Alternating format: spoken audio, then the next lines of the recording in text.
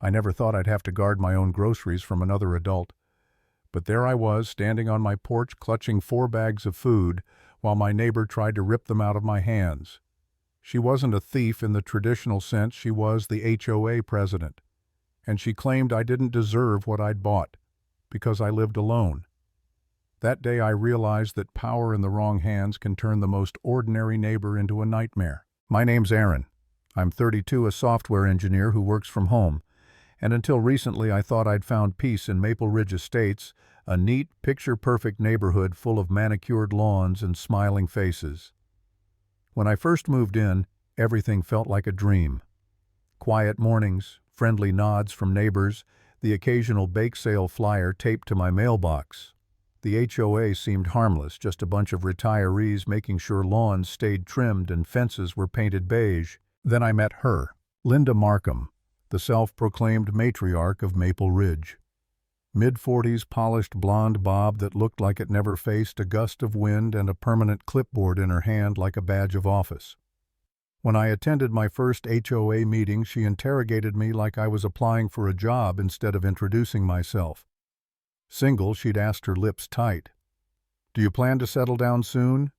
We value stable households here." Her tone made me feel like I'd already failed some invisible neighborhood test. I should have known then that she'd be trouble. For the first few months, I kept my head down, paid my dues, waved politely, stayed out of everyone's business. It worked fine. Until the storm. A massive storm hit our county one night, knocking down trees, cutting power, and throwing the whole supply chain into chaos. Grocery stores had empty shelves for days, and people started panic buying whatever they could get their hands on. It was stressful, but manageable. Since I worked from home, I could hit the store during odd hours, grab what I needed before the rush.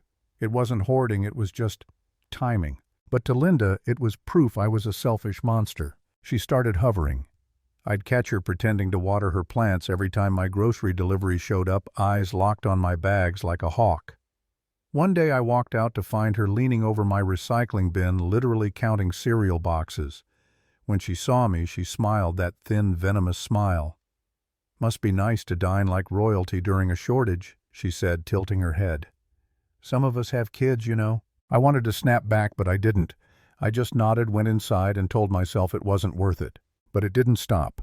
Every time she saw me unloading groceries, there'd be another jab. "Stocking up again, huh? Or saving something for the rest of us." She even sent me a text one night. Somehow she'd gotten my number from the HOA directory. The message was full of guilt-tripping nonsense about community-minded generosity and priority families. She actually told me I should donate some of my groceries to her household as a show of goodwill. I tried to stay polite. I told her I wasn't hoarding, that if her family needed help, local food banks were open. That's when she dropped the mask. She replied, "You're not being neighborly. The board will be reviewing problematic residents soon. You might want to reconsider your attitude." Something in me shifted that night. I realized I wasn't just dealing with a nosy neighbor. I was dealing with someone who believed her HOA badge made her the law. So I started documenting everything. Screenshots, notes, dates, times. I wasn't sure what she'd do next, but I had a feeling it wouldn't be small. I was right. About a week later, after nearly every store had run dry, I got lucky. A friend texted me that a nearby market had restocked early, so I went and picked up some basics: bread, eggs, milk, chicken, and fruit. Nothing crazy. I got home, popped my trunk, and started carrying the bags up the porch steps when I heard that sharp, familiar voice. "So hoarding again, are we?" I turned. Linda was standing at the end of my driveway, arms crossed, eyes narrow. She looked like she was about to write me a ticket. "Linda?" I sighed. "These are normal groceries. I'm not hoarding anything." She walked closer, her heels clicking on the pavement. "You live alone, Aaron. You don't need all that. My kids haven't had milk in days. As association president, I have the right to prioritize families." I actually laughed because it sounded so insane. "Linda, you can't be serious. These are mine. I paid for them." She glared. "You're selfish. You're violating the community spirit clause." "What clause?" I asked. "The one that says residents must share resources in times of shortage." I stared at her. "That's not real." "Oh, it's real enough," she snapped. And then before I could react, she lunged forward and grabbed 2 of my grocery bags. "Linda, let go," I said, firmly tightening my grip. "I'm taking these. File a complaint if you want. The board will back me up." "That's theft," I said. "It's redistribution," she barked, pulling harder. We were suddenly in this absurd tug-of-war on my porch, me trying to keep my groceries, her trying to prove she owned the moral high ground. Neighbors started to come out. I saw Mr. Harris from next door recording with his phone. Across the street, Mrs. Banerjee raised her voice. "Linda, I'm filming this. Want me to call the police?" Linda didn't back down. She shouted, "Everyone can see what's happening. He's stockpiling while families starve. He's the problem." And that's when something inside me cracked. All the frustration, the harassment, the constant guilt-tripping, I was done.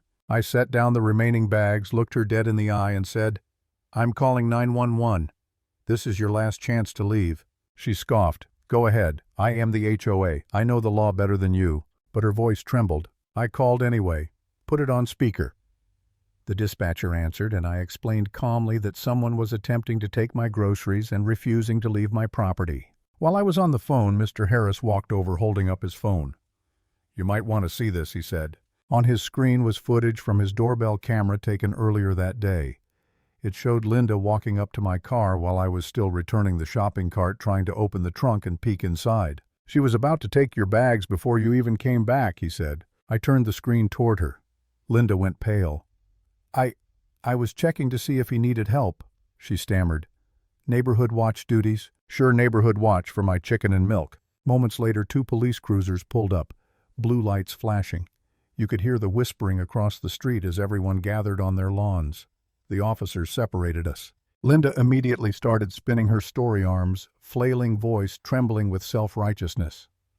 "Officer, this man is hoarding supplies while families go without. I was reallocating food to those in greater need. It's for the good of the community." One officer blinked slowly. "So you admit you tried to take his groceries?" "I was redistributing," she said. He nodded. "Ma'am, that's not how the law works. You can't take someone else's property without permission." She crossed her arms. "I'm the HOA president." The officer's tone didn't change. "That title doesn't grant you the right to seize other people's belongings." Mr. Harris handed over his video. The other officer watched for a moment, then looked at Linda. "You also tried to open his vehicle earlier today." Linda's voice climbed into a shrill pitch. "I was checking for safety." "You don't understand. I have children to feed." The officers exchanged a glance. Then one said quietly, "Ma'am, based on the footage and statements, you're under arrest for attempted theft and harassment." Linda's face collapsed. "You can't be serious. I'm a respected community leader. I was helping." But they'd already turned her around, cuffing her hands. "You have the right to remain silent," the officer said. As they led her toward the patrol car, she kept shouting something about community standards and being misunderstood. But no one moved. The neighbors who used to smile politely at her just stood there silent, watching the woman who thought she ruled the neighborhood realize she wasn't above the law. For a moment I didn't feel angry anymore, just tired, exhausted from weeks of being treated like some kind of criminal for living alone. I watched her get driven away, still yelling from the back seat, and I remember thinking how many other people had she bullied before me, how many had just given up and stayed quiet. 3 days later I got the notice. Linda was officially charged with attempted theft, harassment, and attempted unlawful entry. Her bail was set at $5,000. And the HOA board held an emergency meeting to suspend her presidency until the case was resolved. I heard from Mrs. Banerjee later that Linda had completely broken down during her arraignment. Apparently, when the judge listed the charges, she went pale and kept whispering, "But I'm the president. I'm the president," as if that phrase could erase everything she'd done. The irony hit hard. For weeks she'd acted like the HOA was her personal kingdom, like rules and reason didn't apply to her. But the second real authority stepped in, she folded. Afterward, I sat on my porch, the same spot where it all went down, the same boards where she'd tried to tear my groceries away. The air felt different that evening, still calm, normal again. For the first time in a long time, Maple Ridge Estates felt like the peaceful neighborhood I thought I'd bought into. And as I looked at the faint scuff marks on the porch where the bags had fallen, I realized something simple yet powerful. People like Linda believe power gives them the right to take whatever they want. But power doesn't change the rules. It just tests whether you still respect them. Lesson: no one, no title, no position, no illusion of authority puts anyone above the law.